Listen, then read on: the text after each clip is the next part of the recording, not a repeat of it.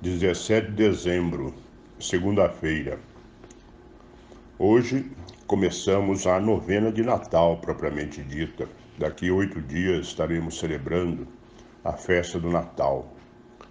Por isso, a antífona da entrada da missa de hoje diz: Alegrem-se os céus e exulte a terra, porque o Senhor nosso Deus virá e terá compaixão dos pequeninos. O evangelho que a liturgia nos apresenta é de Mateus, capítulo 1, dos versículos de 1 a 17, que é o livro da origem de Jesus Cristo, filho de Davi, filho de Abraão. Depois continua as várias gerações até chegar em José. Jacó gerou José, o esposo de Maria, da qual nasceu Jesus, que é chamado o Cristo. Assim, as gerações desde Abraão até Davi são 14. De Davi até o exílio da Babilônia, 14. E do exílio da Babilônia até Cristo, 14. Este texto do Evangelho de Mateus nos remete ao modo como Cristo veio até nós.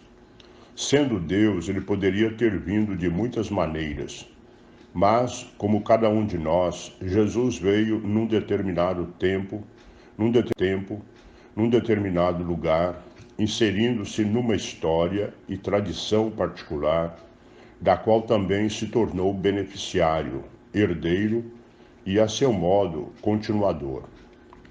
Jesus, de fato, fez-se em tudo semelhante a nós, exceto no pecado, como diz São Paulo. Possui uma história, uma tradição, uma descendência. Ele não apareceu de repente, ele é descendente, ele tem ancestrais, ele tem antecedentes. Não se introduziu no mundo do nada, não apareceu de repente. Ele quis justamente vir assim, nascer como cada um de nós nascemos, dentro de uma família. Passarmos os olhos nesta lista de nomes não é o mesmo que passarmos os olhos sobre a lista de telefone.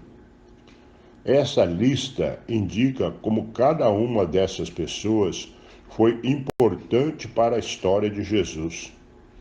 E isso não levando em conta quão virtuosos ou pecadores foram. Diga-se de passagem que alguns deles foram até perversos. É a história humana. Essa é a nossa história. É uma história de pecadores, a qual Jesus, ao entrar nela, transformou em história da salvação. Cada um de nós é também inserido nessa história, porque também precisamos de salvação. Jesus é o único Salvador, não só de nossa história pessoal, mas também de toda a história da humanidade.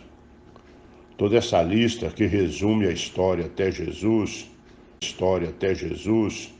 somente existe por causa dele e somente nele encontra sentido e significado. Sem ele, sequer estaríamos aqui, e menos ainda, sequer existiria essa lista. Jesus é o fim da história.